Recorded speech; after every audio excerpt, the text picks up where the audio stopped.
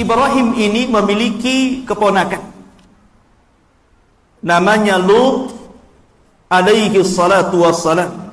Karena Lut itu anak daripada saudara Ibrahim.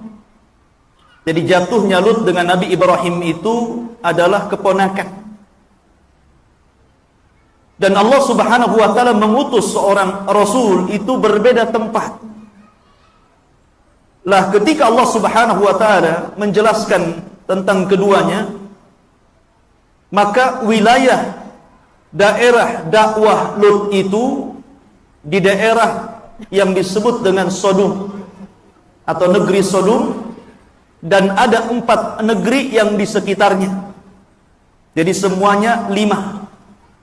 Sodom dan 4 Korea di sekitarnya, semuanya sepakat melakukan kejahatan. Jadi Lut diutus kepada mereka. Salah satunya yang terkenal Sodom.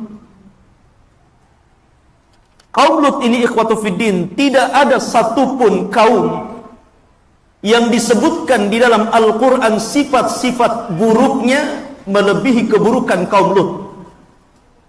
Subhanallah, kaum Lut ini ikhwan.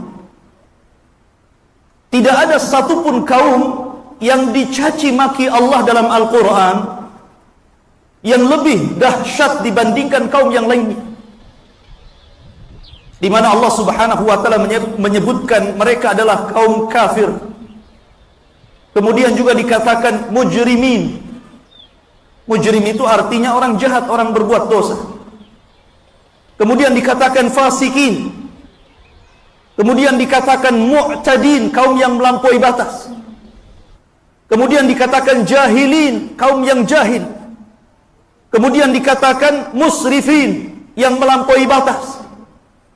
Kemudian dikatakan mufsidin, perusak bumi. Kemudian dikatakan zalimin, pelakunya zalim. Masya Allah. Tidak ada satupun kaum yang disifati dengan sifat yang buruk yang banyak disifatkan Allah kecuali kaum Lut. Dosa apa mereka ini sebenarnya?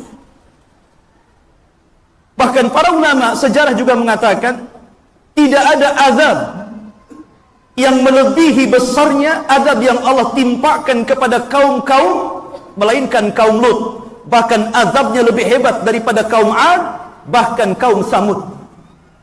Masya Allah. Nanti kita akan jelaskan azabnya apa. Ma'asyiral muslimin, kenapa Allah Subhanahu wa taala sampai mensifati kaum Lut sedemikian buruknya? Kita akan sedikit menukilkan beberapa ayat dalam Al-Quran tentang watak dan sifat mereka. Allah Subhanahu wa taala berfirman ketika mensifati para malaikat yang diutus untuk menghancurkan kaum Lut, Allah mengatakan inna ursilna ila kaumin mujrimin. Kata malaikat, kebetulan malaikat yang diutus itu adalah Jibril, Mikail, dan Israfil. Ada yang mengatakan Jibril, Mikail, dan malaikat maut. 3 malaikat ini menjelma manusia setampan-tampannya manusia. Lah mereka ketika hendak menghancurkan kaum Lut bertandang dulu ke Ibrahim untuk menghabarkan bahwa Ibrahim akan memiliki putra yang bernama Ishak, dan setelah Ishak Yakub, dan Ibrahim melihat keduanya, Ishak dan cucunya Yakub. Baru setelah itu dia berangkat ke Sodom. Lah dia mengatakan, malaikat ini mengatakan, inna ursilna ila kaumin mujrimin. Kami diutus kepada kaum yang selalu melakukan perbuatan dosa. Apa dosa mereka? Allah Subhanahu wa taala mengatakan atatuna dhukrana minal alamin wa tadharuna ma khalaqa lakum rabbukum min azwajikum. Kenapa kalian mendatangi laki-laki? Kenapa kalian suka dengan laki-laki dan meninggalkan makhluk yang telah Allah ciptakan untuk kalian dari istri-istri kalian? Karena sebagian mereka itu ada yang sudah menikah tapi tidak suka dengan istrinya. Dia suka dengan laki-laki. Di sini Allah Subhanahu wa taala akhiri ayatnya, bal antum qaumun adin. Bahkan kalian ini umat yang melampaui batas. Kemudian dalam ayat yang lain Allah mengatakan, ata'tunal fahishata wa antum tubsirun. Kenapa kalian melakukan perbuatan kotor tersebut dan kalian tahu? Para ulama mengatakan kalimat kalian tahu karena mereka melakukan perbuatan homoseksual itu di hadapan manusia. Jadi mereka melakukan terang-terangan, ikhwan. Bukan sekarang mungkin sewa hotel, nggak ada. Di pos kamling, terang-terangan di hadapan manusia. Ya. Makanya kemudian dalam ayat yang lain mengatakan, a'innakum lata'tuna rijala syahwatan min dunin nisa bal antum qaumun tajhalun. Kenapa kalian suka laki-laki dan tidak suka perempuan?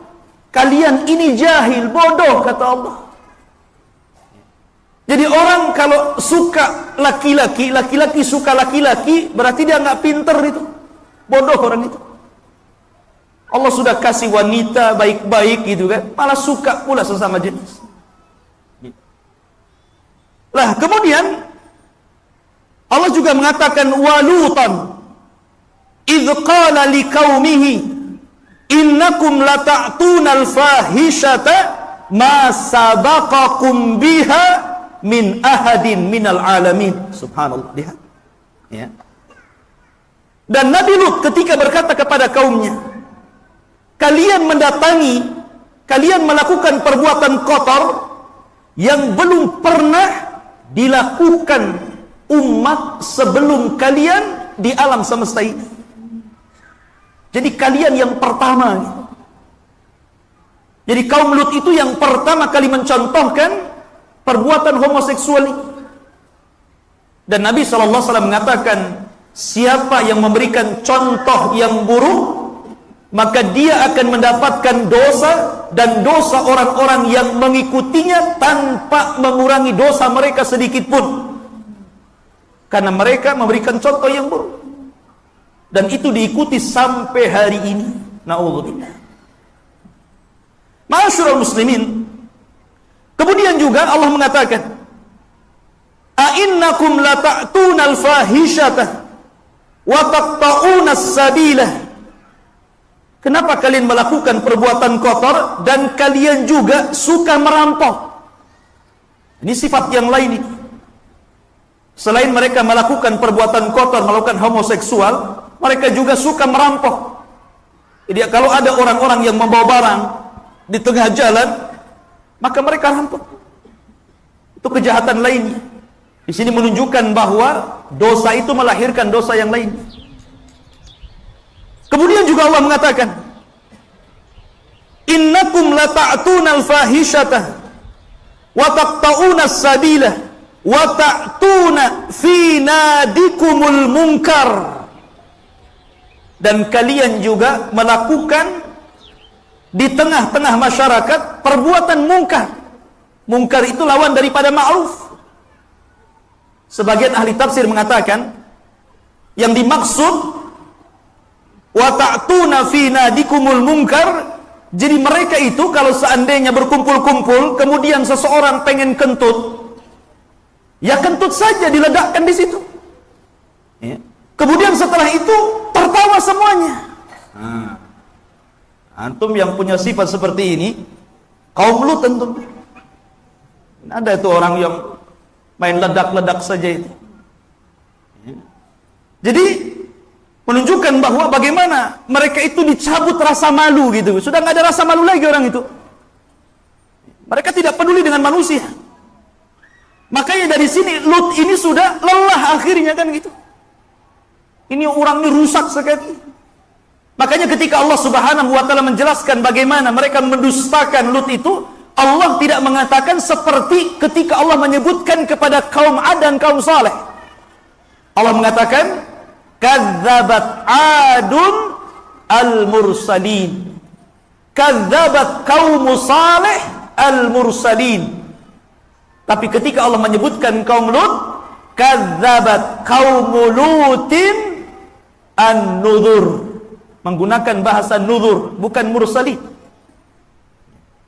Kalau ketika Allah mengatakan kaum Ad, Allah menceritakan telah mendustakan kaum Ad terhadap para rasul. Telah mendustakan kaum Saleh terhadap para rasul. Tapi ketika Allah mengatakan kaum Lut, dia mengatakan telah mendustakan kaum Lut an-nuzur. Orang-orang yang memberikan peringatan kepada mereka. Kenapa menggunakan bahasa nuzur? Peringatan, bukan rasul. Sebagian ulama tafsir mengatakan karena Nabi Lut sudah mengajak mereka ke jalan Allah, tapi mereka tolak. Yang kedua, setiap kali Lut berdakwah, mereka tidak mau mendengarkannya.